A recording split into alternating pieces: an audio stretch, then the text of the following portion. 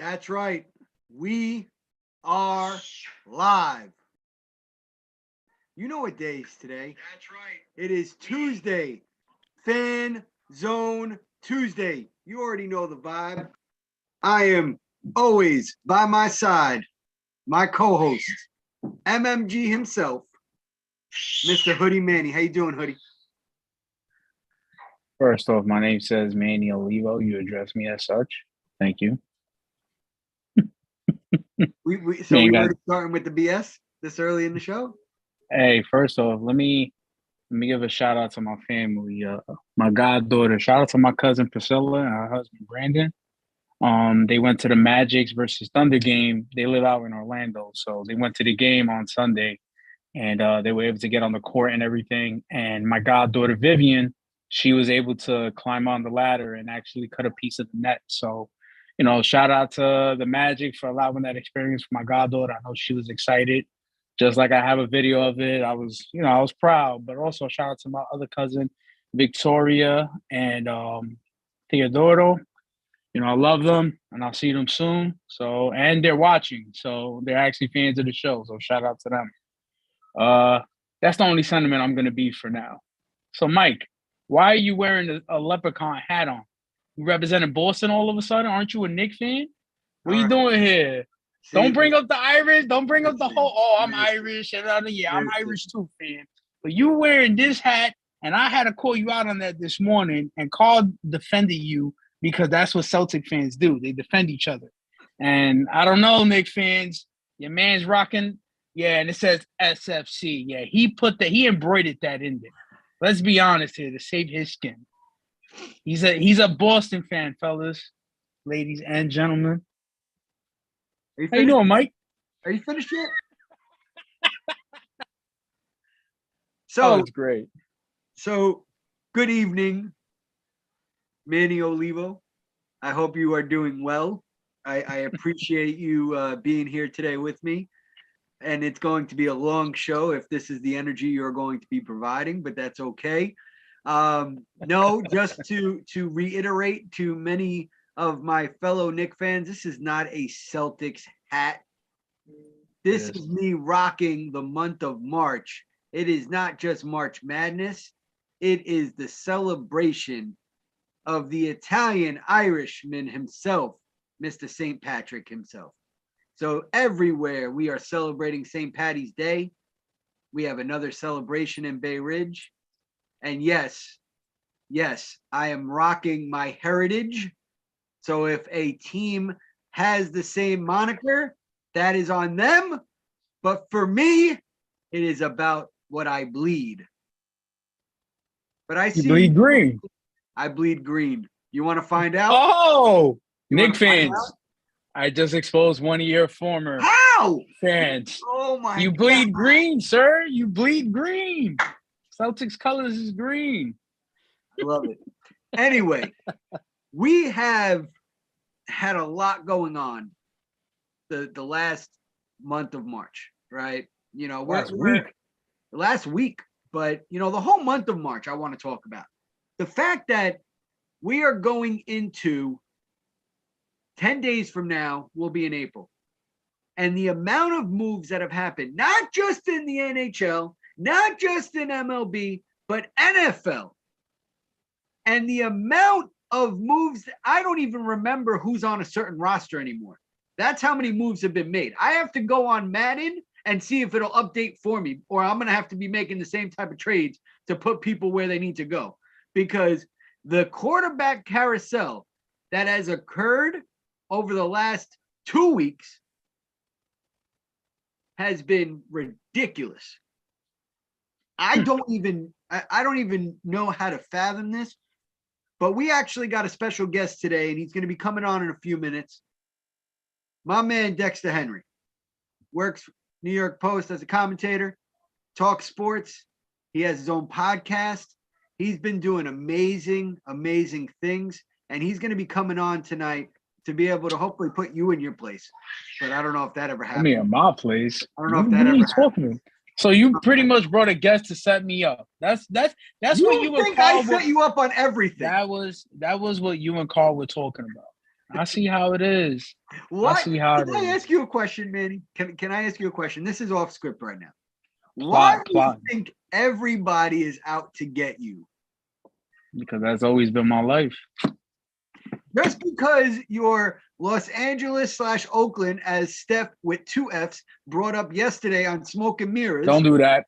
Don't do that. Be original. It's the I Las Vegas Raiders. Don't do listen. that. The original. First off, I'm did the you? Who original did you one get? that always says Oakland. Here we go. No, you only do that to grind my gears. That's all you got to do. I'm watching Trae Young getting ready to smoke your team. Anyway, You know, Evan. Where's Evan Baguette Fournier? Is he going to drop a 3 for once in his lifetime? listen. I want to tell you this. Shout out to Smoke and Mirrors, the best show on Monday nights. They held it down. They even had you. I don't know why they gave you the keys to come in, but they You had know you come out why? to You talk know about why? your Raiders, which we are going to get into today. I love how your hair matches the hat. I do want to say that. The hair Gotta does go match big. the hat. Gotta go big, go hard. That is being a method actor as a fan. I will tell you Method actor. You know, That's what we you, doing. yeah, because you're getting into your role as a fan of the Oakland, the Las Vegas. When Raiders. you're a fan, when you're a sports fan for a lot of teams, specifically ones that like to stress you out, you tend to grow a couple grades. Well, yeah, I got it. I got it going on. Nah, no, you don't. You barely have any. Stop it. What? You're hat fishing right now. You barely got hair. I saw what happened when you didn't have a hat on. You had the Vegeta going on. That's what it is. Yeah, it's like a little widow's peak over here. This is all hair, baby. No hat fishing. Oh man. Well, listen, it's great to be back. Another Tuesday. I want to get your take on this though. I want you to start us off. You brought it into existence as you spoke about on Smoke and Mirrors yesterday. And there's been a lot of moves, and we're going to get into those moves. But for you as a fan, how you feeling right now? And you brought it up in Smoke and Mirrors. How you feeling right now with Devontae Adams? You're I'm wide ecstatic. receiver for at least the next 6 years, right? Because it was a 5-year extension on this year, or is it how many years? I believe it is for 5 years. For 5 years. 141 mil, I believe. Well deserved. I mean, he's literally the best receiver in the league. Top 3, top 2. You could argue it, whatever. But he technically, basically, and I said this yesterday, he basically chose Derek Carr over Aaron Rodgers. Now, for those who don't know, Derek Carr and Devontae Adams actually went to Fresno State together. So they've been playing football with each other since college. And when they both were in the Pro Bowl multiple times, they actually have been talking for years about, yo, we got to play together and stuff like that. So the opportunity came, and, you know, I'm excited. I can't wait to see what Derek Carr does because my expectations are still high. Like last year, my expectations are high. I expect the playoffs, let alone not just a playoff appearance. I expect a playoff win. Depending on who we play in the second round or whatever, I expect great things out of this offense because it's a high-powered offense from what I'm seeing. Basically, the defense still got a couple tweaks to work on. So, you know, I'm still a little iffy on the new organization heads like McDaniels and stuff. Let's see if he can do something. Hopefully he doesn't do a repeat of what he did with Denver. So other than that, man, I'm ready. I'm ready for the season to start already because I already know your team's still going to be trash. You always have to come at me. And with that being said, I needed a little help on discussing some of our New York teams, as well as kind of breaking down a lot of the different moves that have been going on in all sports right now. And as he will tell you, he talks all sports. He talks everything. And that is our special guest today, Mr. Dexter Henry. Dexter, how you doing, brother?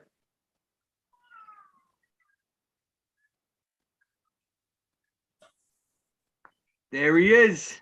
Hey guys, What's can going you hear on, me? Dexter? Yes, we can hear you. What's going on, I Dexter? can't How hear you. doing? 1 second. Let me No just problem. make sure my audio settings are right here. Absolutely, no problem. Guys. I like the shirt. Well respected. You know who that is, Mike? I know. Mike, you know who that is? That's Nas. Is that Illmatic or Stillmatic? Don't make me slap you.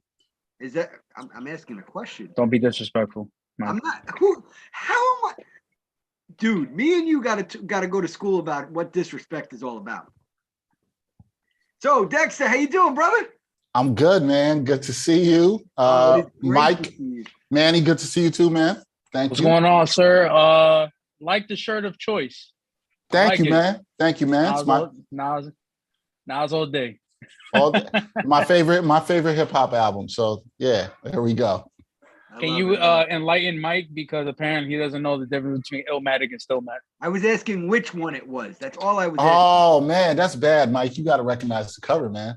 You got to recognize the cover. It's Illmatic. See, I got it on the first try, and then I said it's Illmatic. Listen, I second guessed myself, especially as a fan of my New York teams. I second guess myself all the time. So I can understand that. All right, good. I'm glad. See, I told you I had somebody on my side for once, Manny. So, you always recruiting people to get at me, so it's okay. It is my job in life.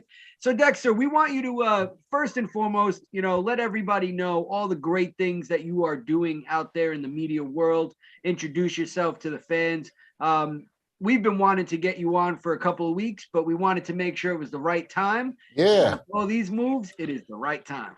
Yeah. No, I'm glad it was the right time. Seriously, glad to be here with you guys. Let people know a little about myself. I currently work as a sports anchor for SNY and the New York Post. They have a collaborative digital partnership that I started a couple months ago. So that's been good. That's been fun. For those you don't know, where Mike knows me from, I used to work at St. Francis College.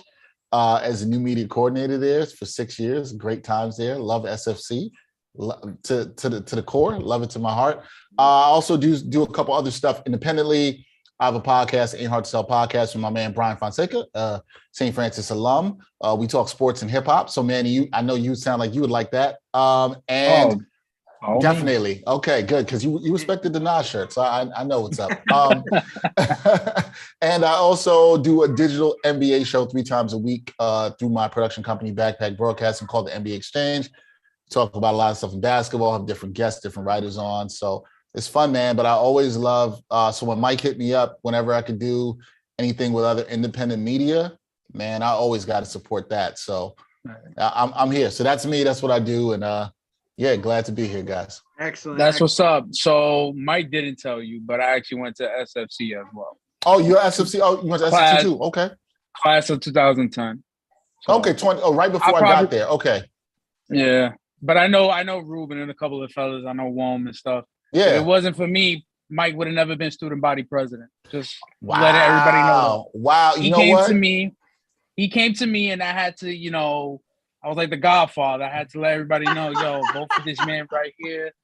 He'll take care of you, and look how he's treating me. You see, this is the thanks I get. Man, so Mike, you're welcome. Mike, man, you didn't put this man on payroll. First of all, Mike does a great job as student body president, but you got to put this man on payroll, man. You got to hook Manny up. You got to show him the love. Well, listen. He's a co-host with me, and I give him the opportunity to rip me apart on a weekly basis. So I think that's payment enough. I think in his eyes, as you'll see with his confrontational views, I think that's good enough for him. I expect zeros. I expect a zero balance on my student loans in the near future. Thank you. That's not happening. That's a high ask. I have to give full disclosure because Manny tries to get me fired every week. I cannot touch anybody. You have no control. First off, I have no student loans with you. I have student loans with something else. So, with that being said, first and foremost, Dexter, again, want to appreciate you coming on. We want to thank you. I know your time is limited at times. So to take the time to be with us is truly appreciated. We went back and forth and we spoke. And when you said you would love to be on, I was like, this is it. This is great. Yeah, man. I'm excited. Of course, man. Like it's same for Manny here. Any love through SFC is all good. So yes, you hit me to come on. I'm definitely gonna come on, man. I appreciate that. And Carl Coulange reached out. He said, tell Dexter I said what's up. He's actually traveling right now. He's on vacation with the wife. So he wanted me to shout out. I got to text Carl because I feel like Carl, you guys tell me if I'm wrong. Carl's probably going crazy right now because the Celtics been playing so good. So he's got to be on cloud 9. He's probably talking about how I owe him a bottle at this Man. point because I said the Knicks would be better at the beginning of the season, Ooh. and we see how that's turned out. Things have changed. Things done Just to changed, let you for know, sure. just to let you know, Dexter, before you said it, before you even came on, Mike over here said he bleeds green, and if you notice, he's wearing a green hat right now. It's a St. And Francis so hat. Stop it. he embroidered that just to hide his fandoms because he is a low key Boston fan. But yes. Since you are a guest on our show, Yes. we always ask, who's your team? Who do you rep in every sport, any sport that you watch, cover, and love? Okay. So grew up and still am a diehard New York Knicks fan. We're not doing any of that Celtics nonsense over here. We don't do that. But that doesn't mean the years have been good, Manny. There have been some suffering years. I also root for the Mets when it comes to baseball. I'm a Mets fan. Hoping we can do some good things this year. Now, on the football side of things, I grew up a New York Jets fan. I was a New York Jets fan until 2020, and then I decided to get off that narcotic, and I took my allegiance to the Pittsburgh Steelers. So I now am a fan of the Pittsburgh Steelers. The Jets have caused me too much pain. They couldn't even get Trevor Lawrence as a first pick in the draft. They messed that up. I was done. I'm out. So that a big soccer fan too. Liverpool football. That's also my club. Yeah, but that's really it. Rangers for hockey. I'm not a big hockey guy, but I support the Rangers. I like what they're doing, like the moves they made. So yeah, those are my teams. Mets, Knicks, Rangers. Suffered a lot with the Jets. Got off that, and Steelers. So yeah. So I was going to jump in on something else, but once you mentioned the Steelers, I actually didn't know that because I remember us talking Jets at one time. Yeah. And then you slipped in there with the Steelers. How do you feel about Mitch as your quarterback? It's a good stopgap. I don't think it was a bad move. Am I excited? No, not it. I'm not excited.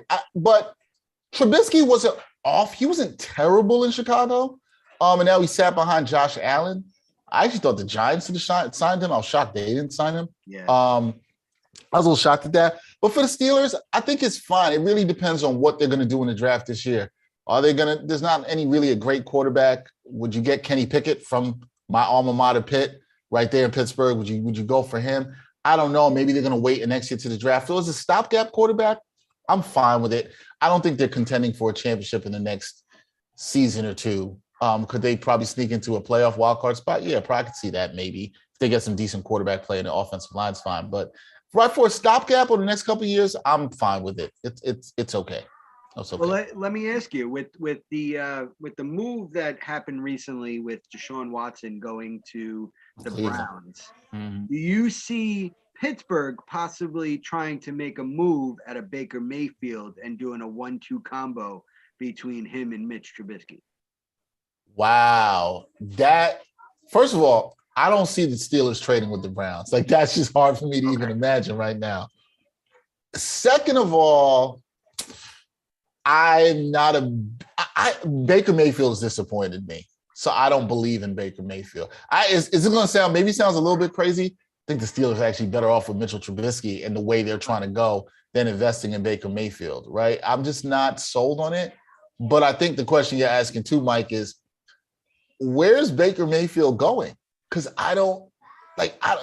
there's not really a spot for him. Maybe Seattle, right? See, but I as a backup. Yeah. Right, because you don't even think he's going to start over lock, right? No. We're not sure that's going to happen. Okay. No, because I see Seattle in rebuild, right? They got rid of Russ Wilson because of money. And they felt, the veteran, it just wasn't working anymore. So they got what they could and threw him to Denver. Mm-hmm. And now you have a young team, right? We still don't know what's going to happen with Metcalf. There's talks that he could possibly be, getting traded. He wants to move on. The Jets have been rumored at possibly offering a 10th pick to possibly go after him, a high first rounder. So I don't know what happens there. And then you bring in a Baker Mayfield, who's he throwing to at that point, right? So I don't think that is the right move for them. I thought Carolina was the right move. So we have another show on Sports List, Smoke and Mirrors. And they discussed yesterday. You know, Greg Polius is a Baker Mayfield fan, as we like to call him. And we asked him, you know, they were asking him, and he said, you know, he was thinking maybe Carolina, but Carolina already just came out today and shot that down. They must have been listening to us or something, because they shot it down right away and they said, we're not interested in him. So I don't know if it's because of his team chemistry, how he is in the locker room, because you do see the disgruntled look on his face, similar to a Manziel, right? I feel like any quarterback that has been drafted high with the Browns has ended up dying in the career of football. You know, we saw it with Manziel. He had his off the field issues. We have Baker Mayfield, too many turnovers, can't complete a game. He has talent. I just don't see him being a starter right now, especially in specific divisions like the AFC West. That you have I would say that can't start there. No, there's no way. I say all the third string. The worst quarterback in that division is Derek Carr, and Derek Carr's not terrible. Like, Derek Carr is solid. You know what I'm saying? Like, Derek Carr is actually solid. He's not even terrible. And top 10. Yeah, I would not, Manny. He's right knocking on that door, right? Like, he's not. I mean, that shows you how like weak the quarterback plays across the league, though, right? Like, and that's no shade to Derek Carr. I'm just saying it showed with everything that happened with Deshaun Watson. When you even saw yesterday with Matt Ryan, who has not been great the last couple of years. No. Let's be honest, guys.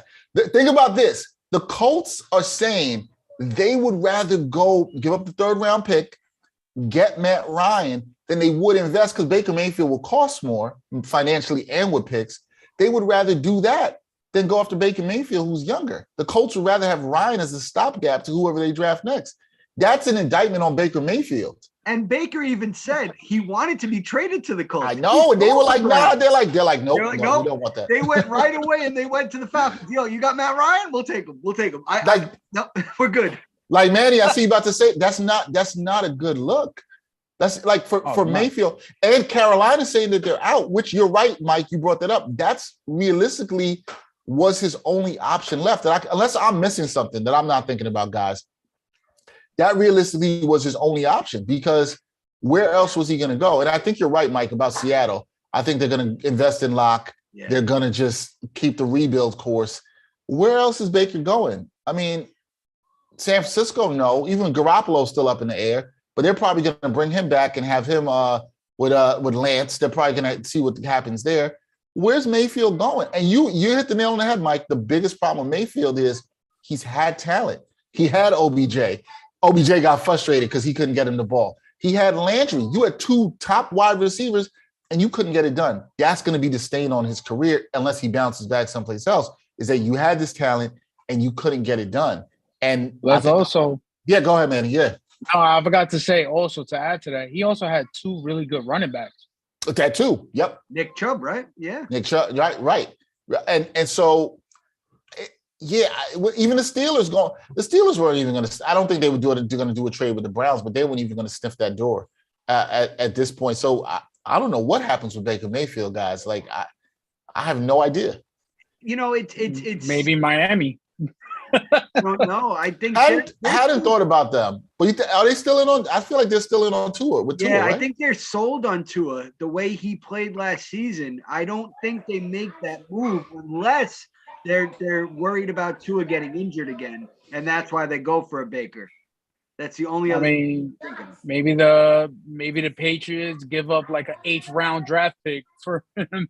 You know, give him nothing just to grab him as a backup just in case Mac Jones goes down. We don't know.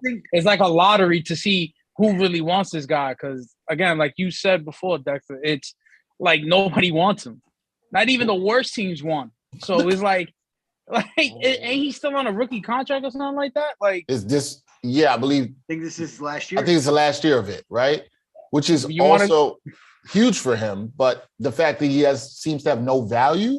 Right. At least on the trade market, like that's definitely not good. Definitely and I think go ahead, Manny. No, I was just gonna say, comparing to Jamarcus Russell, that actually watches tape though. Well, like that's all you can say right now. Like, Anybody starts comparing you to Jamarcus Russell, that's not good. Not good. I think if you look at it though, if this happened maybe 3 weeks ago, then we could have been giving a list of possible suitors for a Baker Mayfield. But because of the quarterback carousel that has gone on over the last 3 weeks, there is no team that needs to still go for someone. Like you brought up Jimmy G. I feel like San Francisco at this point, because they've lost out on everybody else, has to pretty much just say, all right, we're stuck with you for another year and let's see what we can do, which is not a bad maneuver for San Francisco, because he did get them to the playoffs. He did play well in the playoffs. He beat Green Bay in the playoffs, right? So he still can put up numbers. I think he gets into his own head, and that's where the turnovers come into play. I've actually been a Jimmy G fan. I think he has a good style to him. I actually thought that when Tom Brady got injured and he came in, he was better than Tom Brady that season, I felt, because he played at a better caliber. Oh, Manny's laughing. He knows how much I hate Tom Brady. He hates Tom Brady. He hates Tom Brady more than I do, and I'm a Raider fan. So that you have reason. You got Tuck Rule and everything. You got reason to hate him for sure. Right. Listen, Garoppolo is interesting because this doesn't seem to be a market for him too. But I don't know this from any inside stuff, guys, but I would assume the market for him is better than Mayfield right now because of what you said, Mike. Like he's won. You've seen him win to a level with him. They got to a Super Bowl with him. The only thing with Garoppolo is he always seems to make the mistake right at the end of the game. Like we saw, that was the Rams? Was that against the Rams this year in the playoffs? Did he had the turnover at the end? Yes. Yeah, it was the Rams. Yes, I was trying to remember. And it was like, I was like, yeah, that's some typical Jimmy G stuff. That's Jimmy G, right. Right? Like you kind of know what you're going to get. But no, I don't think, these quarterbacks we're talking about are mediocre. Manny, you were saying about Derek Carr being in the top 10, and it's like, no, Derek Carr's a really good quarterback, and he's right there. Like, and he just happens to play in a division with Mahomes, who Wilson now, right? Justin Herbert is solid and good, looks really good, but Carr is good. We saw what he did down the stretch. We saw what he could do, and now he's got a great receiver. Manny, I know. Listen, Manny, you're a Raiders fan, so I already know the energy you guys bring. I know. Oh. I understand, man, and I know you're hyped right now. I know you're hyped going into the season. And you know what the thing is? The Raiders fans, they need something good. They need to smile. I'm rooting for the Raiders fans out there. And they got Devontae Adams now. Yeah, I'm rooting for them. They got Devontae Adams. Now, I do think there's something, because, Manny, I got to think you had to be shocked about that trade, because I was shocked about that trade. You were not shocked about the trade? Really? He said it a month ago. Really? Like a month ago, I've been preaching that Devontae Adams was going to come to the Raiders. I spoke it to the existence. Everybody laughed at me, mocked me, said, "Oh, you smoking crack." He's not going to choose Derek Carr over Aaron Rodgers. But that's the thing. That when I say shocked, Manny, that's what shocks me, right? And I'm going to be honest with you. I would have thought you were smoking crack last month too. I was shocked that he chose. I understand Derek Carr is his boy. We get that. I was just shocked he chose him over Aaron Rodgers. I mean, good for the Raiders. I'm not mad at that anyway. I just was stunned by it. Yeah. The draft picks that we gave up, we only gave a first and a second. That's fine. I mean, you do that trade at anytime. Oh, you do that anytime. Oh yeah. Especially for a top 2, top 3 wide receiver in the league, and then you put him with Darren Waller. Because let's not forget, we lost Zay Jones. That's fine. I'm glad, congrats, Zay Jones. Appreciate everything you did for the Raiders. But, go get paid. Get your money from the Jaguars, whatever.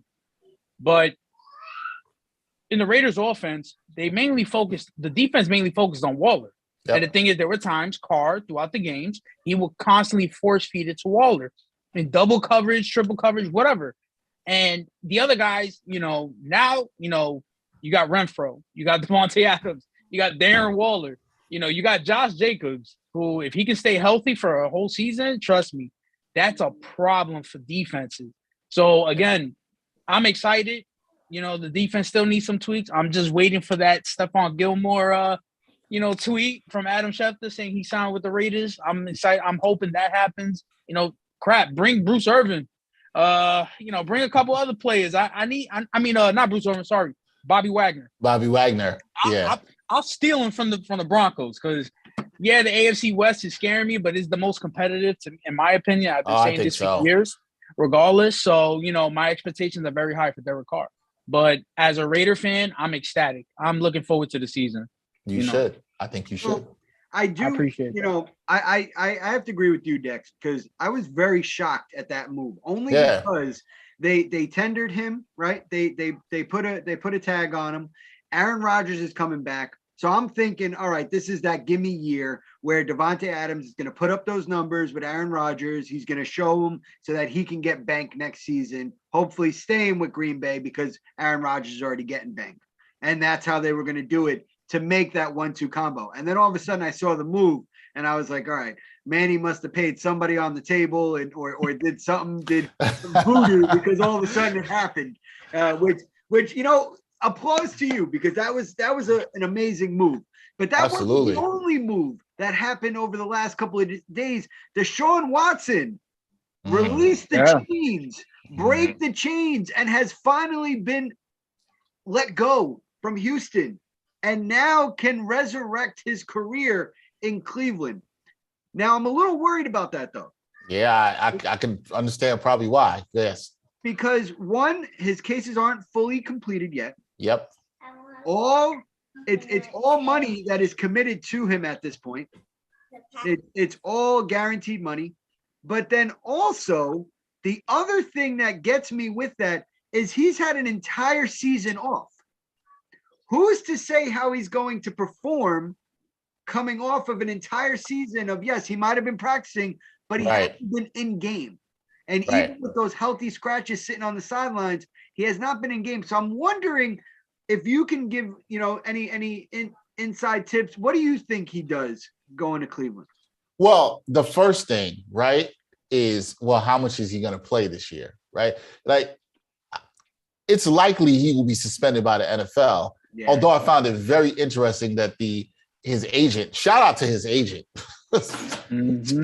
I don't even know his agent's name, but shout out to his agent. Woo, God bless that man. He needs to give him an extra 10 mil or something on top of that. I needed to be my tax guy. I hear you, Manny. I hear you. And he is able to get it worked in his contract. So if he's suspended, I think it's like 8 or more games, he still only loses like $1 million, right? On top of that 235, right? Only $1 million that he's going to lose. So, which also tells you that the agent probably knows the suspension is coming. The Browns probably know a suspension is coming, and they're like, but they're so desperate for a quarterback, right? And to be relevant as a franchise that they're going to do this. I think that's number one, Mike. We don't know how much he's going to play. So let's even say he misses 6 games.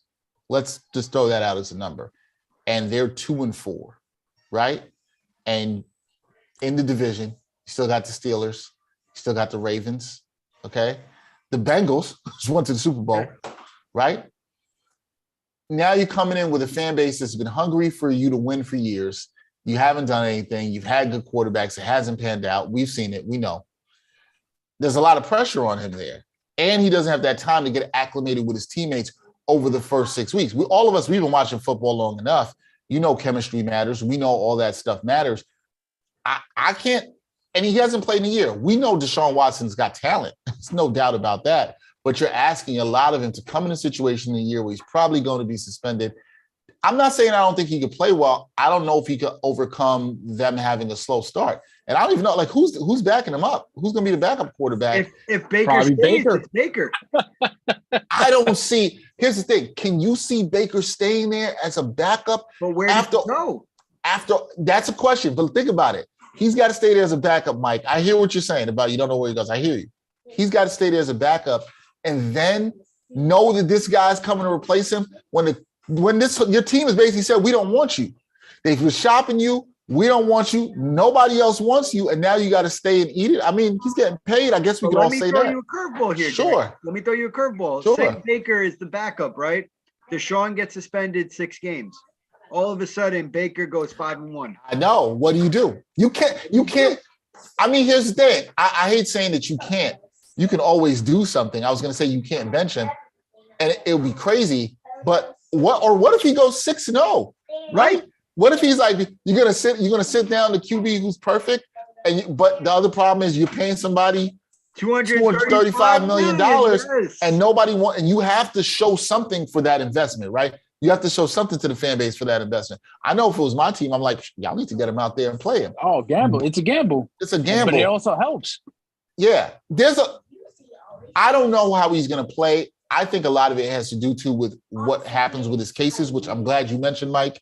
Does the noise go away with that? Unfortunately, the NFL has consistently shown they don't really care about women in this case, or the women that actually love football, combining the two there.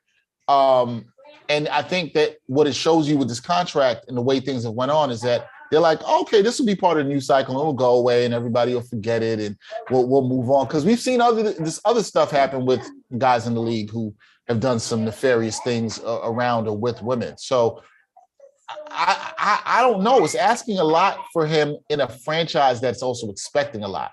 Please also remember, we have to note when we look at what happened in the last couple of days, he didn't want to go to Cleveland. They were out of it. But then they came and said, oh, we're going to give you all this money, $235 guaranteed. That's the thing, guaranteed. Then he came back and said, I want to play there. I mean, look, I'm not mad at him for getting the bag. I might not like how some of the things went down around it, and I do think there's some shadiness to that, but he got the bag. Now there's a lot of pressure on him, and you're asking a lot of pressure in a year where he could possibly miss up to 8 games. That's a lot.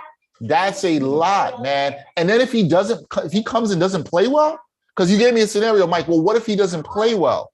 Mm-hmm. Then the Browns look like the Browns, right? But that's the problem, though. The Browns look like the Browns, right? It happens every year. And that's why I said that at the beginning of the segment, that every quarterback that has been drafted by the Browns has never succeeded. You give me one quarterback that has had a successful career by being drafted by the Browns, and I will give you $1 million. In my lifetime, there isn't one. No, exactly. I don't know of any. And that's the sad part. So, just to wrap up the NFL free agency, because I do want to talk some MLB with you. Yeah. If you have time. I know that the kids are running around, so if you have some time. Yeah, my daughter's been running around here, but she's fine. I have the door locked, and I have my 1-year-old banging on the door, but it's okay. She's out there with the mom. Where do you see? All right, so the AFC West, we have the top tier quarterbacks. Who, in your opinion, and Manny, I'm going to let you go last because of your opinions. Who do you see coming out of that division? Like winning the division? Winning the division. I'm still going with Kansas City because they have the best. They got the best quarterback. Now, Kansas City, their defense has to play like it did at the end of the season, because their defense did not look good at the beginning of the season, particularly that secondary. And we'll see what they're able to do in the draft and shoring that up. I'm still going to trust the best quarterback. I think they're going to be a little hungry. Here's the thing. This is probably going to make Manny happy. Everybody is going to jump on, and I like Russell Wilson. I've been a Russell Wilson fan. But everybody's going to jump on Russell Wilson in Denver. I could see Denver struggling a little bit here, man. I could see that. It wouldn't shock me if Denver finished last in the division at all. It wouldn't shock me to that. I think the Raiders are going to be second. I think the Raiders are going to make a leap. I think the Raiders are going to get in again. I think Derek Carr's – I don't know, man. There's something about Derek Carr there's something to me about his boy. I'm buying into the stock, and his boy wanted to play with him over the Hall of Famer and Aaron Rodgers, and that chemistry, and as Manny said, how it's going to improve that offense. I'm buying into the Raiders. Now, how good can they be defensively? I don't know, but the Chiefs ain't not that great defensively either. Exactly. I'm being fair on it. I think Manny, even you as a Raider fan, would say Mahomes is the better quarterback. Mahomes is a Hall of Fame quarterback already. I know you hate the Chiefs. I get all that. But I'm gonna, yeah, I know. But I'm gonna say Chiefs. But I think the Raiders are gonna play them tougher this year. I think the Raiders could finish second. I still like them over the Chargers, and I like Herbert. Mm-hmm. But I think the Raiders it could come down to that wild card spot again, like it did this year for the Raiders and the Chargers. I could see that, but I'm going Chiefs.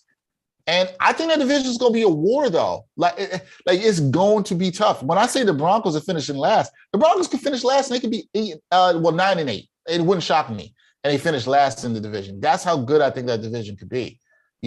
Somebody might win that division with 11-5. it might take. Yeah.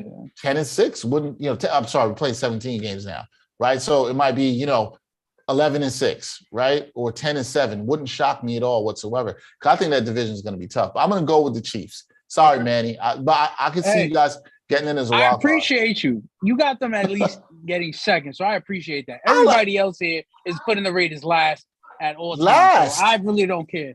Oh, Last? They hate the Raiders because of me. They hate the Raiders because of me. Oh, That's really what it is. And let me, can I say something that should be said about the Raiders?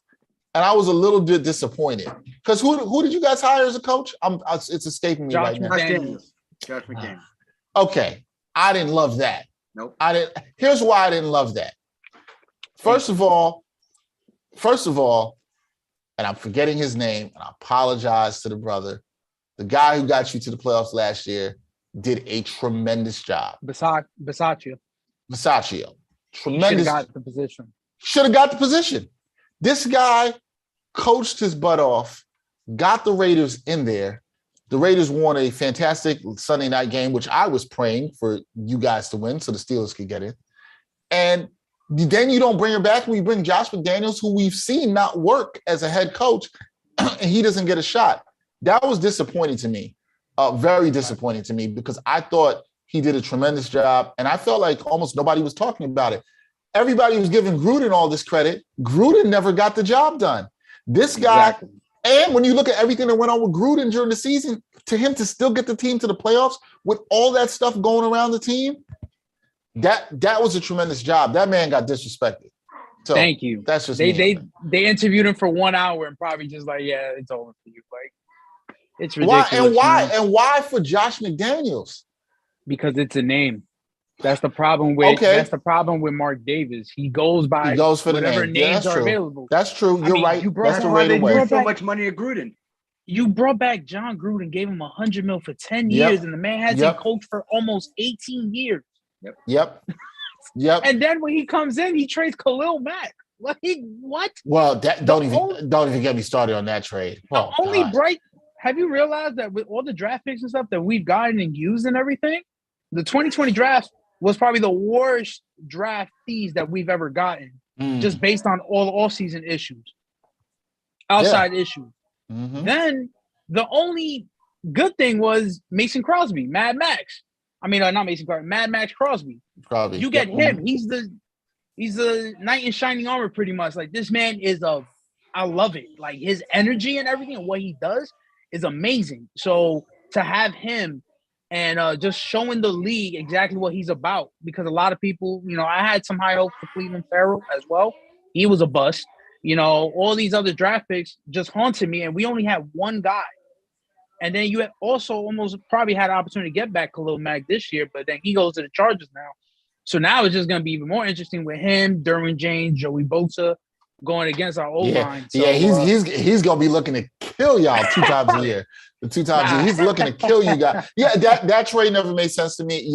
But you're right, Manny. The Raiders' way historically has been go for the name. Except my thing is, like, if you're going to go for a name, give me a name of somebody who's proven something. I could at least see that when they went for Gruden. McDaniels has not done anything. He flopped in Denver, right?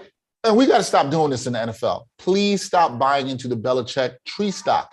The Belichick tree stock has none of his work. Not one person has worked. Not one person has worked. Show me the person. Right. Not one person's worked. Brian Flores. Well, he's been pretty good with Miami. You know what? And he doesn't have a job, and we know why, right? Of course. And he might not get a second chance. He's not. My point on that being is and this is the point that he's making too. He's not going to get the opportunity that McDaniels gets, even though he's actually had a better record, right? So we can talk that another time, but that disappointed me with the Raiders because I thought that man did a good job, and more people should have been talking about what he had to do after everything that went on with the nonsense around Gruden. And how he kept the team together, showed leadership. Carr played well down the stretch. The team looked good down the stretch and made the playoffs. That was huge for the Raiders. The thing is, too, all the players, especially the captains of the team, wanted him back. And they vouched for him. They wanted him back. That's a shame, man. They literally told management, hey, okay, we understand you got new coach, new GM, all that stuff, but, keep Bisaccia. Whether you're not going to give him the coach position, give him something. Put him back on special teams. because that's where he started. 30 years in football in general, college, Pee Wee, high school, all the way to the NFL as a special teams coach. This man has actually had the opportunity, and look what he did with everything stacked against him. Now, I hope eventually he becomes a coach for a team later on in the future. Well deserved, but that's it. I mean, I'm just waiting for the season to start. As you can see, I can see. As you can see, Manny's vying He's to be geared up. Yeah, he's vying to be his agent to get him a coaching job. But I do want to jump in. We do have breaking news. Terron Armstead, the Saints offensive tackle, is now going to Miami Dolphins on a 5-year deal. Wow. So that's where they're trying to help. They're trying to help Tua with that offensive line, and they did it with Terron Armstead. So shout out to Andres in the comment section. He gave us that and Rick news. And Rick, congratulations to your team, even though they go against the Jets, and I will never root for them. But I want to jump over now. I want to jump over into the MLB. And there's been a lot of moves in the MLB too. Some teams have been making some star-studded moves, and some teams have not. So with that, I actually wanted to invite our Yankee fan, but realist. Oh, that's an oxymoron, but okay. No, when you hear him speak, you will understand he is a realist. He is also an SFC alumni himself, Dex. Nice. Okay. Baldi. Welcome, Chuck. How you doing, brother? Not too good with the Yankees, but I'm good. Chuck, I'm ready. I'm ready, Chuck. I'm ready, Chuck.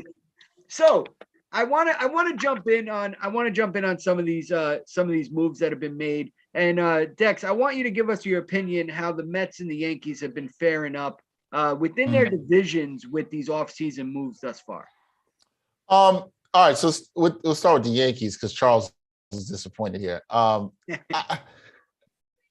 The Yankees, I guess I want to ask this of Charles, because this is what a lot of the Yankee fans I'm hearing from, their disappointment is not getting Correa, right? And is that, if you're nodding your head, that's it for you.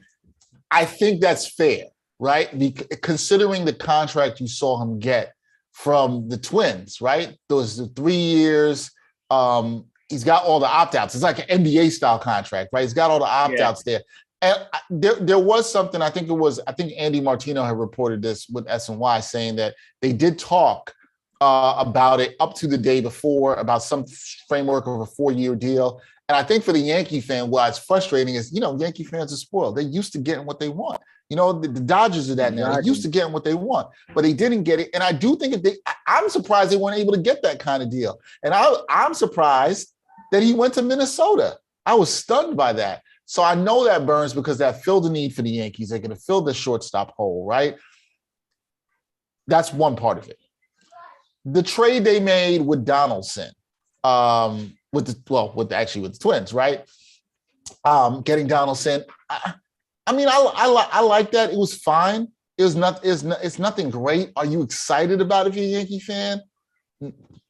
Not really. Gary Sanchez is gone. Gary Sanchez, I'm happy about that. And a lot of Yankee fans tell me, he's like, look, we got him out of here. So that makes it all good. Donaldson's a pro. He's up there. He's 37. He's getting up there in age, but he's fine. I think the thing, if you're looking at with the Yankees, is, okay, the young kids, some of the young kids, Sanchez included, it hasn't worked out. They still should be able to hit. You think the offense should still probably be fine. You're worried about what they can do with shortstop. The real concern is they haven't been able to bolster the pitching rotation anymore. I think that's the real concern. Correa would have been nice, and I agree it's a move that's frustrating because you thought they could have made it, but the pitching rotation still leaves a lot to be desired after Garrett Cole. There's nobody there where I'm really like, man, I trust them in a series, right? There's nobody really there right now that I trust. So my thing with the Yankees, if you're a Yankee fan, Chuck and Manny, now I'm learning you're a Yankee fan too. Yes. I think that Cashman said he likes where the team's at. He thinks they're fine. I can tell on both of your faces, you guys do not believe that. You do not feel that way. You do not think that they're fine. I don't think that you guys are necessarily wrong.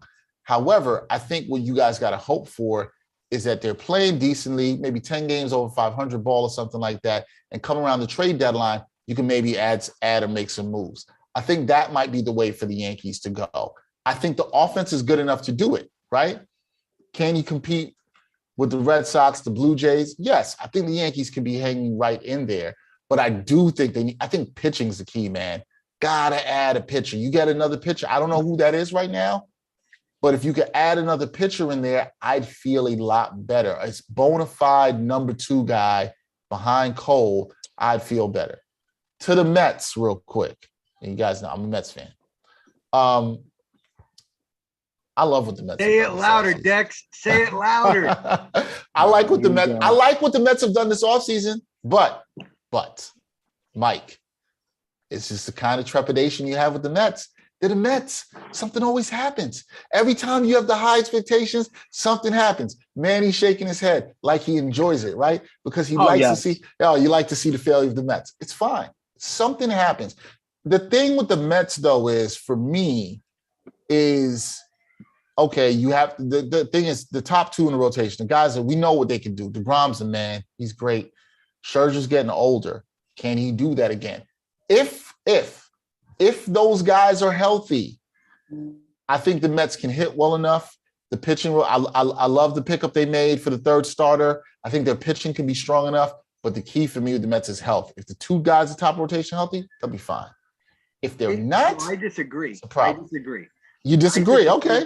The 4 and 5, I think, are going to be more important at times than the 1-2 on the starting. And I'm not sold on Carrasco and whoever, I can't think of his name right now. Taijuan Walker? Yeah, Taijuan Walker. Because Carrasco came off the injury, right? And he got shellacked his first game. And he never really played to the standard that he was playing before he came to the Mets.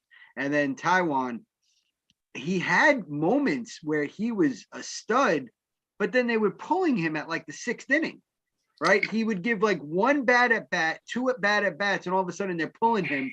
But it was also because our offense was struggling. That's what I'm fearful of.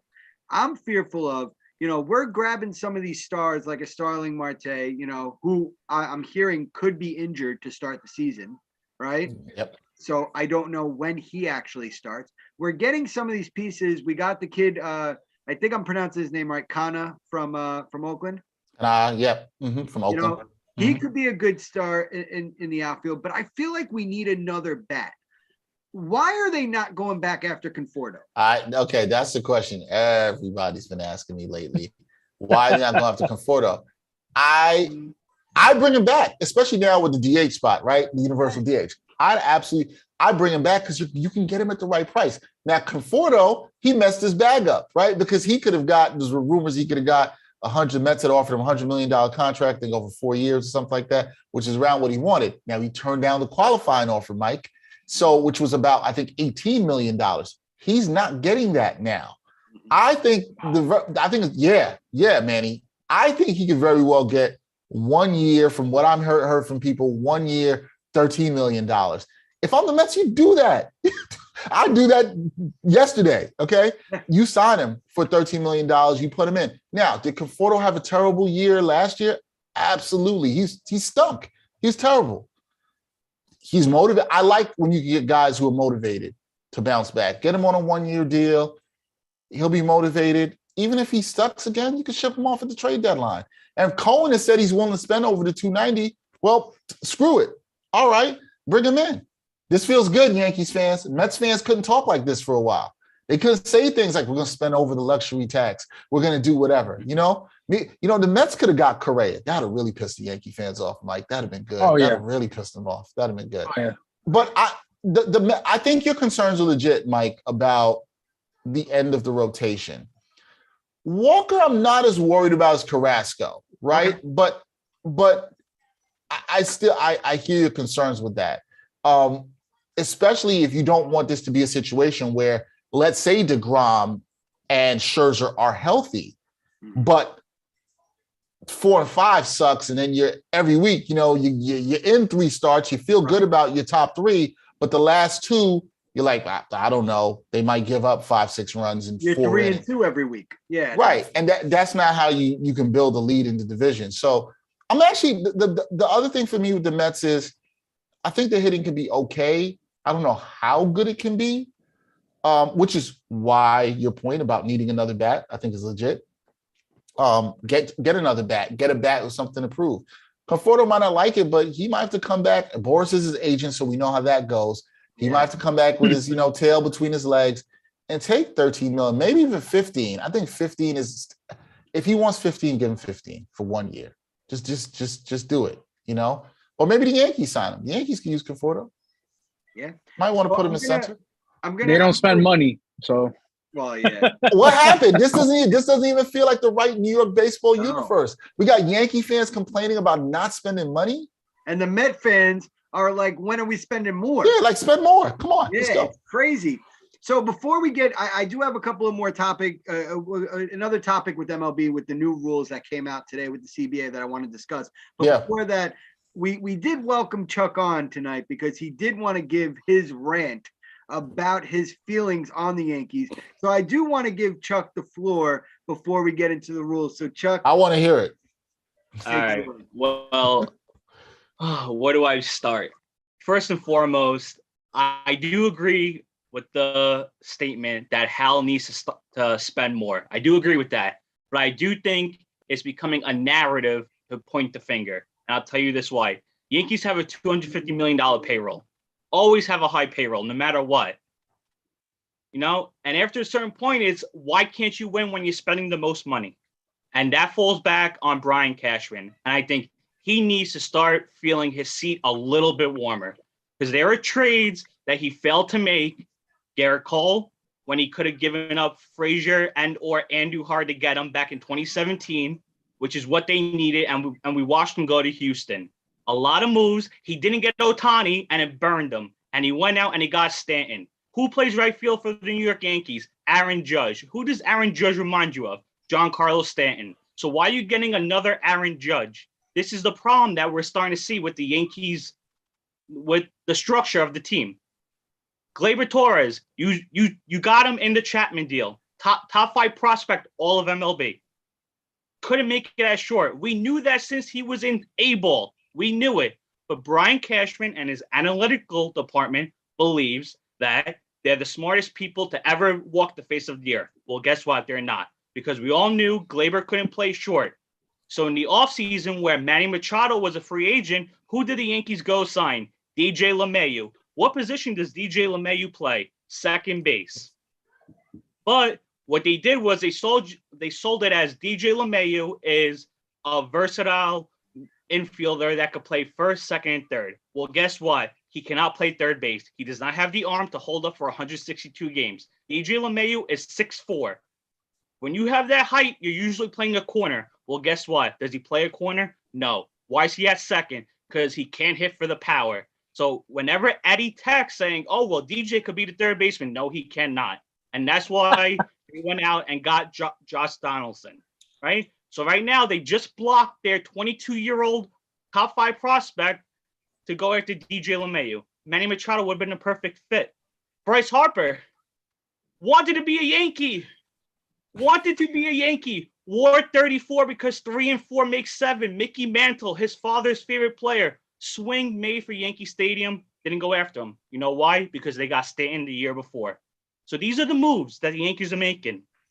Now, I'm on record for saying heading into the COVID season, before, COVID did its thing, that the Yankees probably had one of the deepest rosters in the MLB. And I think that's why they went out and made the moves they made, because it was World Series or bust. They went out and they signed Cole for $100 billion. All right? That showed they were all in, pushed their chips to the middle. We didn't hear that Hal was cheap then, because he went out and got the big fish on the market. And then what happened? Regression. Frazier died. Andujar died. Gleyber started to take steps back. Gary Sanchez fell off the face of the earth. Everything that happened with the team started to backfire on them. Zach Britton couldn't stay healthy. Chapman started to implode in big games. Chad Green was, looking at top 5 reliever 5 years ago. Now he could barely get his fastball over without it being hit into the first row in the stands. So here's what I think.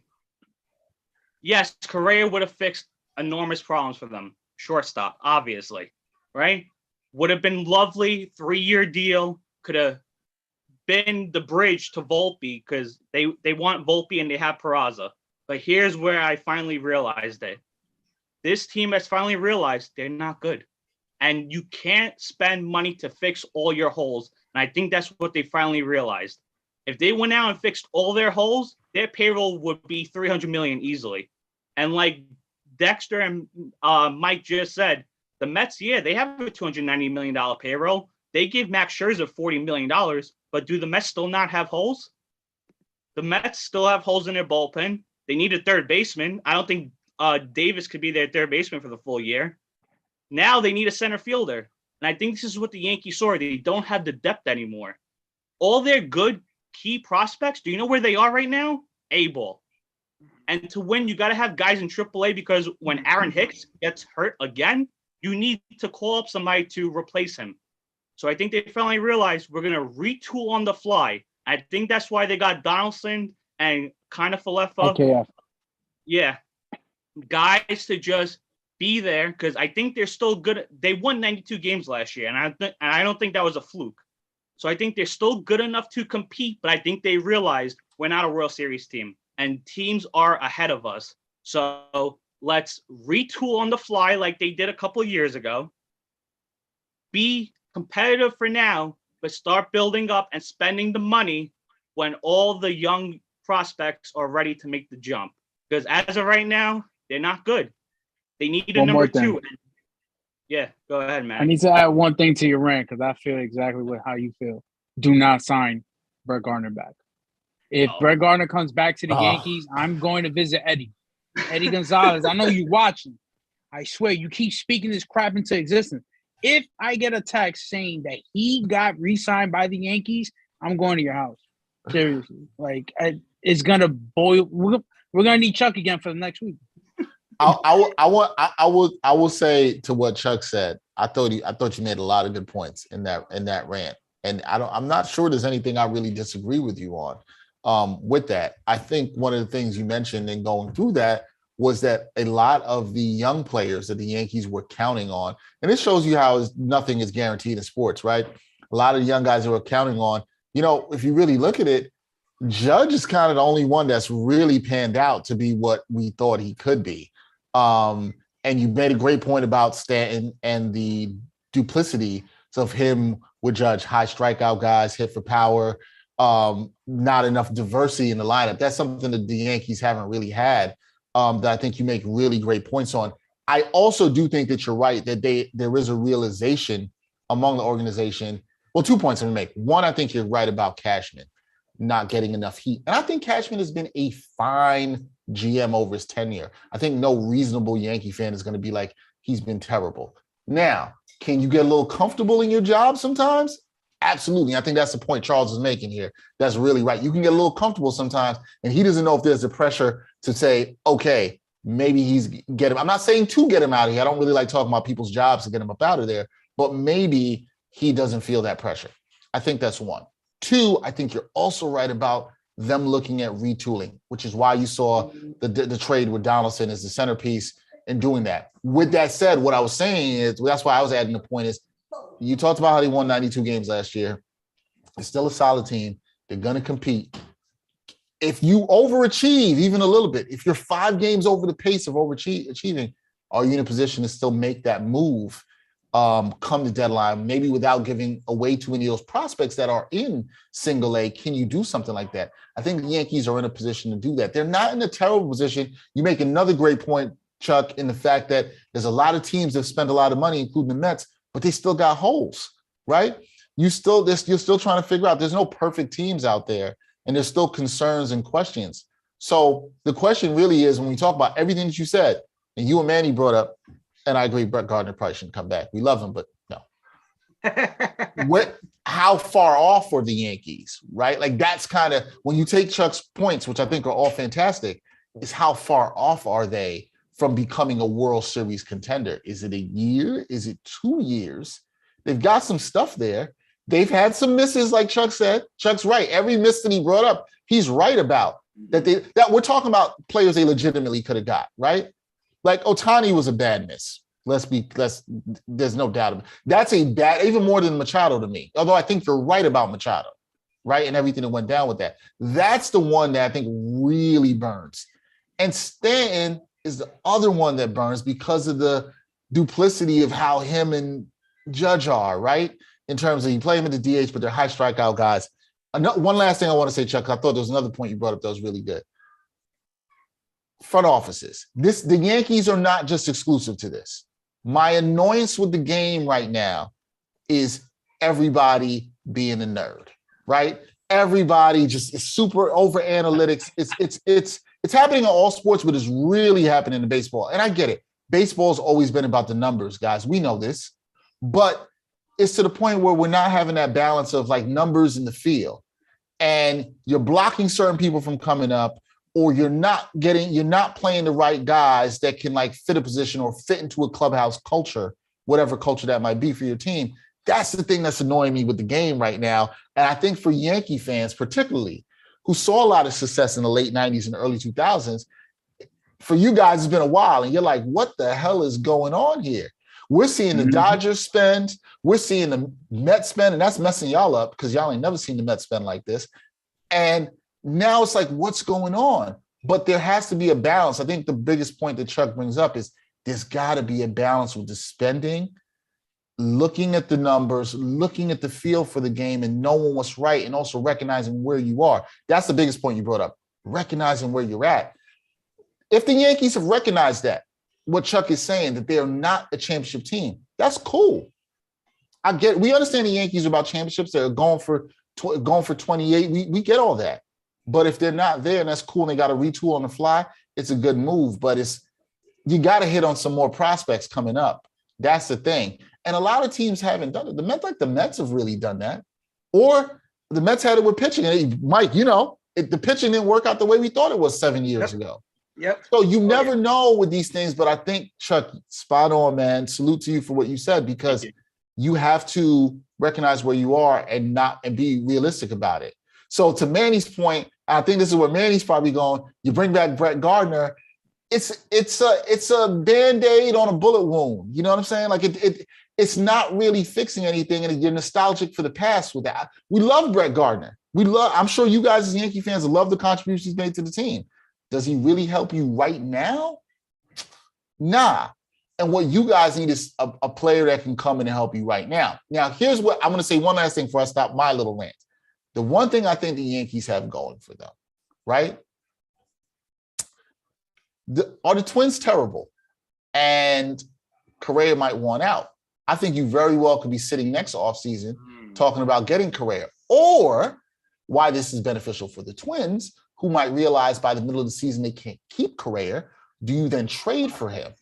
And listen, if there's prospects, I know Correa's had been shaky. Last year he had a career in terms of staying on the field. We know what he could do. Last year he had a career year. After I'm the Yankees, if it's not too much, I might think about making a move for him. It's not unrealistic that the Twins can be terrible in July. This is not crazy. I'm not going on a limb here. And the Yankees could be solid, like maybe not a championship team over. And is that a guy you go get? Now, he's going to opt out of his deal, and you're going to have to renegotiate with him, but you're the Yankees, so you should be able to pay. We'll see. Those are the decisions they got to make. But Chuck, I think your rant was a good one. I think it was a logical one. And now, Mike, I don't see too many logical Yankee fans. It doesn't happen. I told you, like an oxymoron, man. Chuck, your argument was sound. It was full of logic. You went back with the history. Manny came in. He's like, all I got to do is add one more thing about Gardner. It was strong, man. Salute to you, brother. It was strong. And I, just to close out, and there's been a lot going on with MLB free agency, and I here on the Fan Zone, as Met fans, Yankee fans, we wanted to really delve into their moves more so with the all-star moves that have been made. But what I have seen though, and what scares me as a Mets fan, but even towards Yankee fans, is a lot of teams within the divisions have gotten better. Yeah. Right? They have bolstered their lineups. The Blue Jays, the Red Sox, with getting Trevor Story. Let's see how he does. Mm-hmm. I don't know how he's going to perform, but being against the Green Monster, the short porch, does he perform well over there? And then the Phillies and the Braves. are always going to be a bane of existence for the Mets, and they just get better and better. So it'll be interesting to see. The Yankees not so much. The Mets have made certain moves to fill in some of those gaps. The Yankees are still trying to figure that out, and I still think they make a splash and make a move. I don't know who it is they make a move for, but I do guarantee in Yankees fashion, within another week, right before the season, they're going to make a splash. I've seen it every year. I've seen Yankee fans always disgruntled at a certain point, and then there's one big move, and they're like, yeah, we're winning the World Series now. So I know it's going to happen. And yes, the Met fans do it too until July, when we go, all right, our World Series is over because we won 10 games and now we're out. I understand that. So we can all be logical here and say that. But what gets me, and this is the final topic of tonight, these new rules. Mm-hmm. Why are we going back to the extra inning ghost runner? What are we doing there? This is one of the stupidest rules. Personally, I play softball. They started doing this in softball playoffs, and I lost a playoff game because I hit a line drive and the guy was rounding third to go home, and they tried to call me out at second. But it's stupid. Even in softball, but in baseball, you're already giving an advantage to a team. Baseball has always been around as the sport of analytics, of a sport of talent and technique, and seeing who is going to pretty much falter first, right? Pitcher versus hitter, the one-on-one battle to see who is going to get the late game heroics. We've seen it. I've sat up when I was 12, 13, 14 years old watching 18-inning games. Mm-hmm. Saying, oh my God, I just watched 2 games in one, but they were exciting because you didn't know what was going to happen. And now we have this BS rule for what? Because you want to make sure that the big show on TBS comes on at 11:30, and you don't want a game to slip into their slot. That's what I feel like it is. Mike, it's a hitter's league. That they're catering more to the hitters than the pitchers at the end of the day. I mean, I kind of liked the rule at first. I remember Greg, shout out to Smoke and Mirrors, he brought up where it's like it makes it more intense for the pitchers. You put those pitchers in these kind of situations because, they're getting paid to show how great they really are. And it's not only pertaining to the starting pitchers. It also pertains to the bullpen. Mm-hmm. You have to see, if you don't have a solid bullpen, how are you going to – if you can't close out games, what happens? You can have the greatest starting pitcher, and what happens? Right. You guys have realized that for years. Where you had DeGrom, Syndergaard, like your starting rotation, they will pitch 8 innings solid, and like they only give up 1 run, and you're up by 3 or 4, and then all of a sudden, Jerry's Familia will pull up. And what happens? Yes, he gives up a grand slam or something, man. And you guys end up losing. So the thing is, it puts more pressure on the bullpen, and I feel like it'll give more opportunities to other pitchers, I guess, but. It brings it more intense, but it does kind of I prefer it to happen in the playoffs, in all honesty, not really the regular season.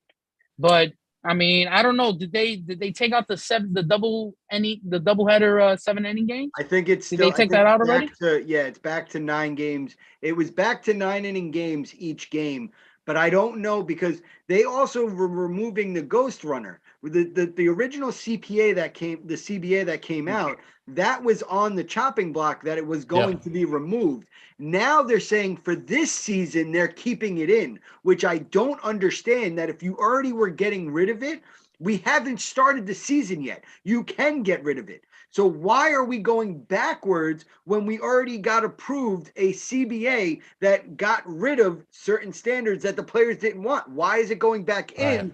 I feel like the players are now, because MLB is back, now the owners and everybody are coming back going, wait a second, look at this rule one more time. And the players are like, all right, I'll just push that one to the side. That's okay. We'll do it for one more season. Like, I don't understand it. Like, if you're removing it, just remove it now. Why?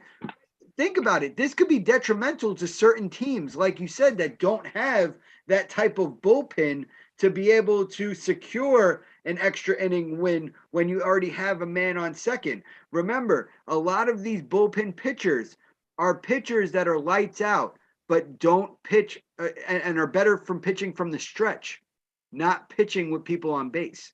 So now you're taking out that technique, right? You're putting in like a Jensen. Jensen is better pitching from the stretch because he's a flamethrower.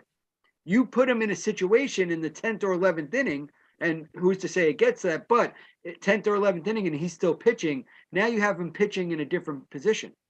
You don't have him pitching from the stretch. So that's a different dynamic that I don't like about it. But speaking of pitchers, I want to go into something else.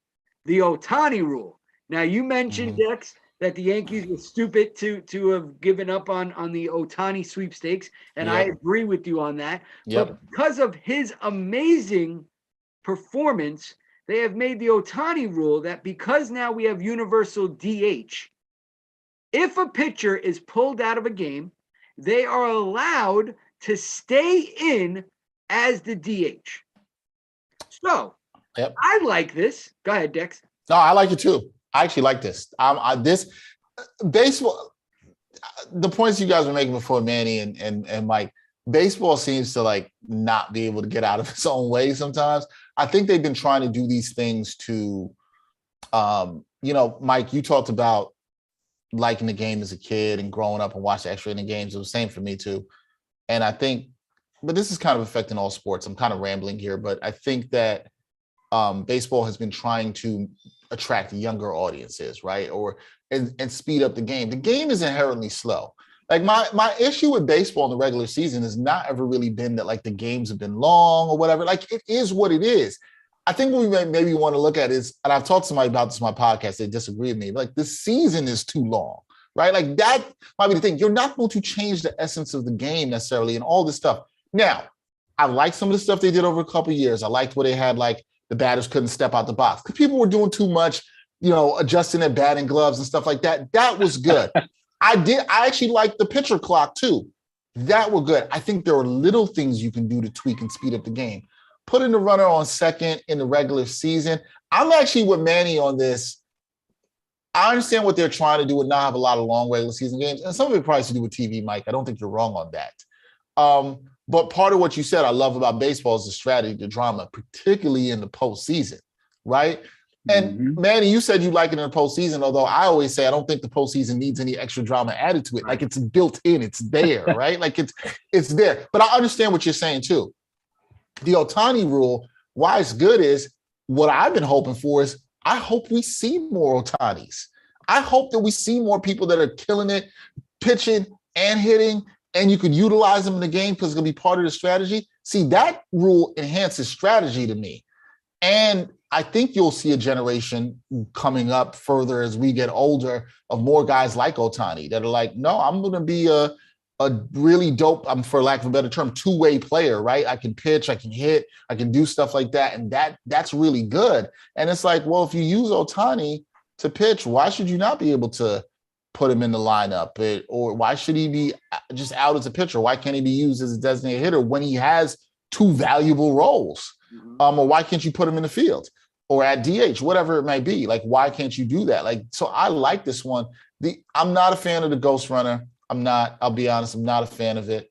And baseball, I think baseball needs to just chill. Like, just chill sometimes. Like, you're not going to change anything with the game. Like, I'm sorry, I'm going off topic here, but did you guys see the proposed, I talk about this on SNY in the post when I did a video, about the proposed rule for the All-Star game where they're going to try to, if it ends in a tie after 9 innings, they're going to have a home run derby. Yeah. What are we doing? What are we doing? You know what's okay? The game can end in a tie. It's fine. It's an exhibition game. Like nobody's going to sit there and be like, man, the 2012 All-Star game, it ended in a tie, so I'm angry. Like it doesn't decide who goes to the World Series anymore, which was stupid in the first place. Just if the game's a tie, it's a damn exhibition game. Nobody cares, right? And then they want to put a concert in the middle of the game, the All-Star game, which is also up for debate. We don't need this. We don't need it. Like it's like the Super Bowl. It's crazy. Yeah, it's like a halftime show. There's no halftime in baseball. You don't have to. Nobody's going to tune in. I love music. You could tell me my favorite artist. You could tell me Jay-Z is performing at the Midsummer Classic. I'm not tuning in for that. It's not happening. It's not happening. So stop doing too much. drama is what makes baseball. If anything, what we need to do is try to make the game better by taking away some of this 162 game season. Maybe we see less games a week. Maybe we see better quality baseball. How about that? Like, that would be better. Maybe pitchers aren't taxed as much. Those are things we should think about that actually improves player health, rest, that kind of stuff. I want to see the game at a high quality. Don't give me gimmicks like ghost runners on second and determining the all-star game with a home run derby, like when we had one the night before. Nah, nobody asked for that. Like, we don't need it. Just little things they've done to speed up the game. Like I said, pitch clock, batters not stepping out the box. Those are cool. Rocked with those, man. Those are cool. But this extra stuff, the game's inherently long and slow, right? Like, it's inherently long. It is what it is. You can't make it any faster. If the kids don't like it, I'm not trying to sound old or it's not as exciting. It is what it is, man. It just is what it is. You know what it turns out? I look at baseball as like, if you look at board games, right? You look at strategy or battleship, right? Battleship has an end to it and it could be a quicker game to it, but the game of strategy could take time, but to it eventually. And I think baseball is like strategy, and like football or basketball is like battleship, right? Who's going to end up sinking it first? But I do want to give, before we wrap up, and I'm Chuck, I do want to give you a chance to speak on it as well. But I do want to shout out our comment section. Andres is saying Otani can pitch 8 innings and then hit a walk-off home run, which is true, with this new rule, which I love. And shout out to Wilson. He said, the extra runner, to his view on it, is the extra runner on second gives baseball the sudden death element. So he thinks of it as a good thing because it has that who's going to give up that run first and what's going to happen, which I agree with, but I just don't feel it's necessary, right? The offense should be able to do that because remember, as you get into a extra inning game, and we've seen it, you're going to start going into starters. You're going to start going into middle relief. You're going to start going into, you might even need to go to a catcher at a certain point because you have nobody else to pitch, right? This is what it just comes down to. And I think that gives it more of a dynamic to the game. But Chuck, before we close out, I want to ask your opinion. How do you feel about the Otani rule? Well, I like the Otani rule for this point. Otani's one of the faces of baseball. We know that, especially because he just won the MVP. So this is maximizing the time he has on the field. Before this rule, it's you go out there, you pitch, your 5-6 innings, and then he's in the showers, and we're not seeing him in the lineup for another 2-3 nights. Mm-hmm. But now we see him all 9 innings, and I think that's great. You want to get your guys on the field, on the TVs as much as possible, and this is a great way to do it. And I think it opens up the door for college kids especially, and it creates jobs. Think about how many players, come out of college and they could field, pitch, and hit. Now they don't have to choose a position to play. When Brendan McKay came out of Louisville and the Rays took him, he wanted to pitch and play first base. But then they said, no, you're not going to play first, you're going to pitch. But now he can do both.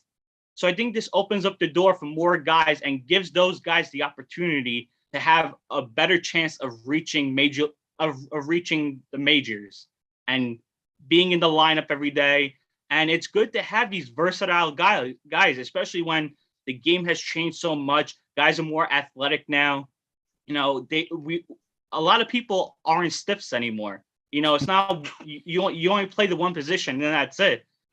Guys love the athleticism. That's why Joey Gallo was so key when the Yankees got him. Yeah, he might not be great at the plate. He could play left, play right. He could play a little bit of third. He could play first. That's what teams like. So I like the Otani rule, and you guys are gonna hate me, but I kind of like the ghost runner rule. Okay. And I'll tell you why. So I'm 20. I'll be 27. All right. So for the first couple of years of my life, I watched sports all the time, argued all the time, and everything. But after high school, when I realized, I wanted to become a sportscaster and everything, I really needed to know the game inside and out. So I really focused on the strategy of the game and what you have to do during the game. Because, once my playing days were done, I had nothing else going for me. So as I started to watch more sports and I wanted to talk more sports, I needed to know, in football, how a team is lining up on defense. Why are they doing this play in this situation? In baseball, why are they doing this? In basketball, why are they playing a zone and not man? Why are they doing a half court press, not a full court press? So these are all things that now it's all in my mind. I started watching soccer recently because of work. So now I'm over here, trying to say, oh, why are they not, attacking more offensively, or whatever the words are. I'm still getting used to it. So I like this because now we see how teams are going to strategize defensively. And I think it puts pressure on the defense. And once that happens, then you see more offense. And it's exciting to me. I like it. And we're at a point in baseball where it's a 3 true outcome game: strikeout, walk, home run. Teams have trouble generating offense. This helps them score runs. So I like it because it changes the dynamics of the game. And I like to see how teams stack up when there's a guy in scoring position who could be the go-ahead or winning run. And they started it in the World Baseball Classic, and I was like, you know what? This is kind of cool. And it's been cool to me. So I know I'm usually a traditionalist where I don't like many changes, but I do like this one, but only in the regular season. You know what? If it's only in the regular season, I'll be fine with that. I kind of with you. I don't want to see it in the postseason. I like, because I feel like it takes away the element of the drag bunt and the extra inning game, somebody trying to get on. I already hate that stolen bases are down in baseball. That's something I miss in the game that bothers me. I'd like to see more of that. But you talked about it, Chuck, in terms of generating runs, how tough that is over time. So, maybe Mike, maybe we're just the old heads here. Something we got to get used to. I think that's what it is. Manny, do you have anything to say before we close it out? Real quick. Sorry that my phone cut off. But regarding the Otani rule, I wanted to say I like it. I don't mind you guys make great points about it, but just letting you know, they better tweak how the specifications are or qualifications to become MVP, because that's not fair for a hitter like Vladimir Guerrero last year, who had a tremendous year, came up out of nowhere, and then obviously Otani comes and does what hasn't happened since Babe Ruth. So I'm just saying he's my MVP pick of the year, because I'm rooting for Vlad the entire time. I don't care. Just to let you know, Dexter, I'm a bias for my country. For DR, I go for every Dominican player. No. I'm listen, man. That's like my co-host Brian Fonseca, Pitt alum. Pitt alum, SFC alum. He is all about, Puerto Ricans. He's all about his Puerto Rican players. So I get it, man. I understand the national pride, and I get it. You got to go with your boy Vlad. I understand. Totally understood. Yeah.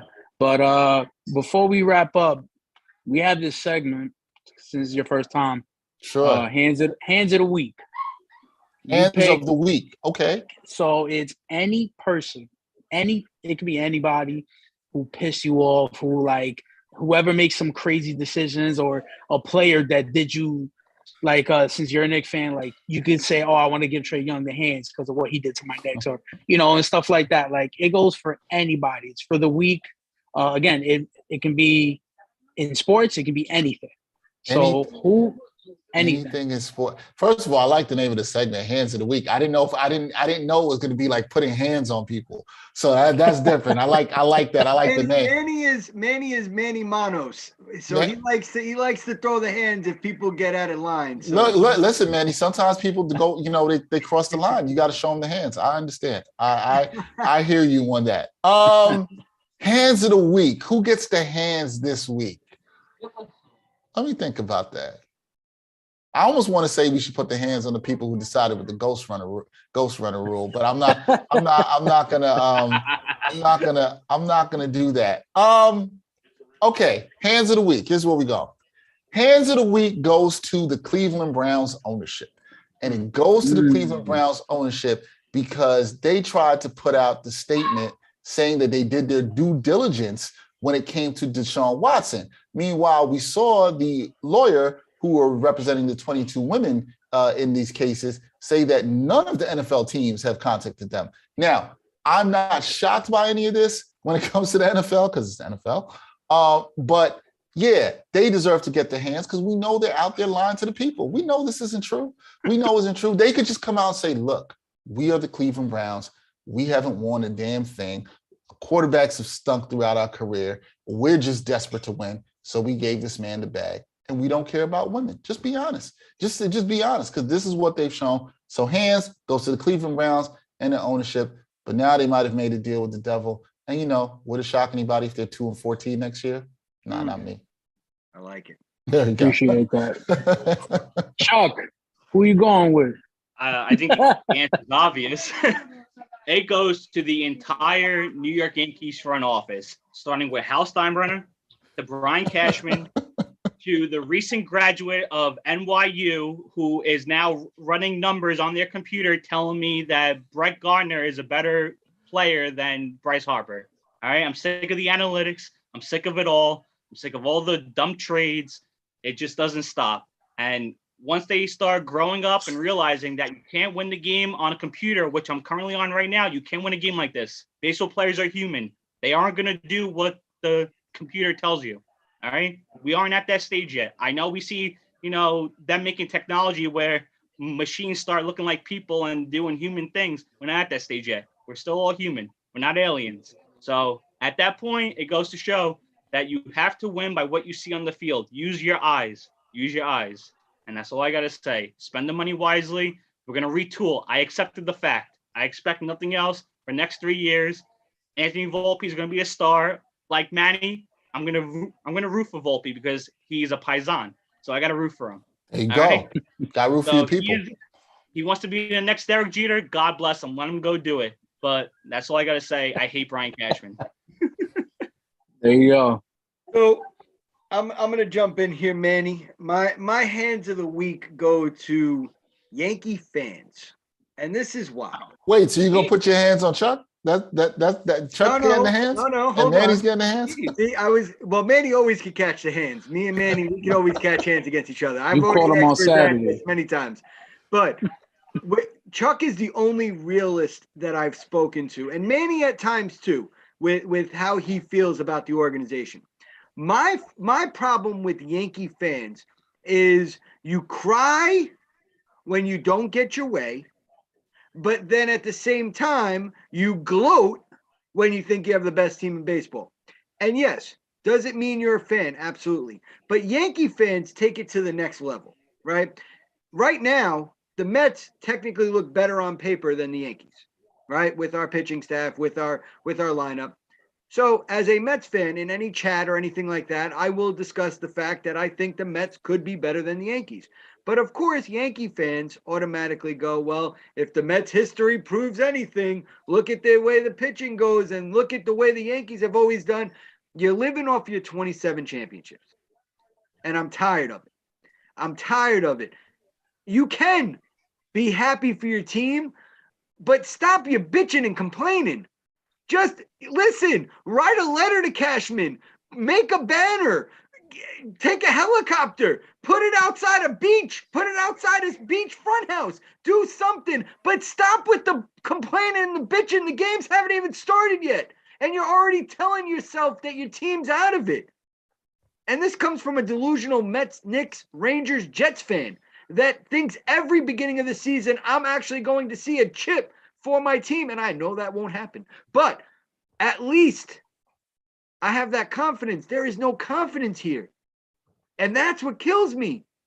Be better. Do better. Be confident in what you got. And trust the process.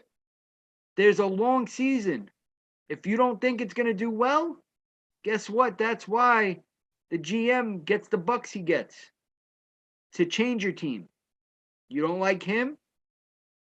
Then call for him to be knocked out. But don't go against your team thinking automatically your team's going to be failing. I'm tired of it. And I'm calling you out, Eddie Gonzalez. And I'm calling out Clint Hall as a Red Sox fan. I don't care about the Red Sox. I say thank you to the Red Sox for the 1986 World Series. Take that in your pipe and smoke it. Mike, you deserve hands just for bringing up 27 championships. Like, you got to stop that. We don't bring that up. We really don't. You got Chuck does it. Every other Yankee fan does. You got to. Are you kidding me? Mike. But the thing is, you're a non-Yankee fan, and you're the one bringing it up right now in the discussion with a bunch of Yankee fans on. Because I'm and Yankee fans watching. Mike. That's all I'm saying. Let's go. Mike, before last season, Manny and I saw the light. We saw that the Yankees were not going to be what they were. But Eddie didn't want to listen. I told him the LeMahieu contract was bad. They should think about moving Judge just because it's a risky extension. but he doesn't want to listen to me. But I think now he's starting to see that light. So yes, as of right now, he deserves the hands. But I think as the season goes along, he's going to realize it. And I hope so, because Eddie's a good guy. But as of right now, he definitely deserves hands. Y'all got Mike out here wanting to put hands on all the Yankee fans. All of them. Mike, go to the Bronx real quick. No, I'm good. We'll take a trip over there. I'll bring you. I'll escort you over there. Manny, who are your hands of the week go to? Again, basically Brian Cashman. As you can see, my name has changed. Brian Cashman is MMG. You know how I feel about him. Hal Steinbrenner, of course. That's really it for me. It's just them. And I'm just waiting for baseball season. Couple more days. Couple more days. I do want to thank our guest of the hour, Mr. Dexter Henry. You are always welcomed on. I know you have a schedule. Whenever you're available, we would love to have you on. This was great. We went over. I apologize we went so long. I know. No. It's all good. Next time I'll just have my daughter. She'll come on the show with me. We'll just by all means. Dexter. Yeah. Shout out to where can we catch you? Oh, what days and stuff? By all means, shout out your podcast as well. Yeah. My podcast, Ain't Hard to Sell podcast, drops every Tuesday. We just dropped a new episode today. We talked about NCAA Tournament, how brackets are looking. Mine's looking terrible. We talked a little about St. Peter's. But every Tuesday we drop the NBA Exchange every Monday, Wednesday, and Friday at 11 o'clock. You can catch it live on the Backpack Broadcasting YouTube channel. So check out Backpack Broadcasting. Hit that subscribe button. If you want to follow me, you can follow me on all social media platforms at DHenryTV. And if you're looking at those social media platforms, New York Post or SNY.TV, you'll see me there on the weekends. I work every Saturday and Sunday doing some video updates and interviews there. So we've been doing a lot of baseball. So we'll be talking a lot more baseball with a lot more of our insiders as we come up. There'll be a lot of Mets. We're doing Yankees. So I expect a lot of baseball we'll be doing over the next couple of weeks. So listen, I listen to what the fans want to be asked when I get to talk to these insiders. So I take a lot of what Manny said and you said, Mike, and what Chuck said. That influences a lot of my questions because you have to listen to what the pulse of the fans are, what they're talking about, what people really want to know. So I always appreciate being on stuff like this because, fan created content, because you really have to know the pulse of, for what I even do in broadcasting, you really still got to be connected to the fans. You have to. I think people sometimes get to levels and they devalue that. But if you don't know what the fans are talking about, or you don't know the energy and passion for what they have, like if you think the Brian Cashman is just being loved by all the Yankee fans, but they're out here really not feeling him, you need to know that. So yeah, man, glad to be on with you guys. Definitely will come back.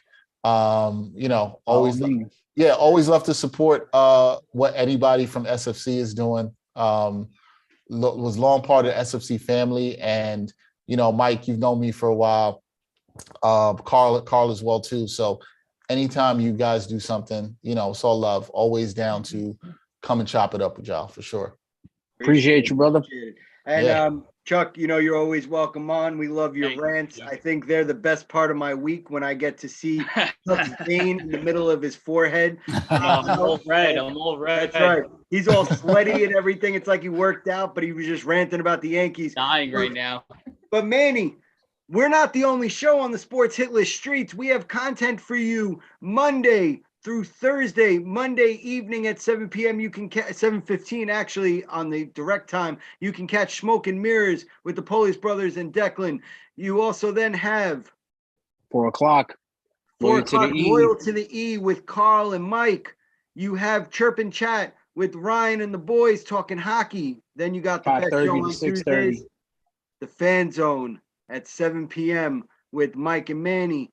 But then we're not the only shows. You have Sports Mania at 4 o'clock on Wednesdays. You have On the Court at 7 p.m. You have Wrestling Injection. I don't know what the new name is. I don't want to get them sued. Pro Wrestling Injection. 10 o'clock. At 10 p.m. right after AEW. And then on Thursdays, you have Queen Bee. That's right, the B Show at 6 p.m. with Deborah Coulange. And then the new show, The Roster, at 7:30 with Paul and Travis. As you can see, there's a lot of content, and there's going to be even more coming up we actually just put out a preview. High Velocity is coming soon, where you'll get to talk all about baseball and all about the inside of not just the game, but also about specific teams. And you might even see Manny catch hands on there. But for this evening, we are the Fan Zone. I am Loudmouth Mike. This is Hoodie Manny. We appreciate Dex and Charlie coming on once again. We will see you next week. Have a great night. Blessings, guys. Appreciate you.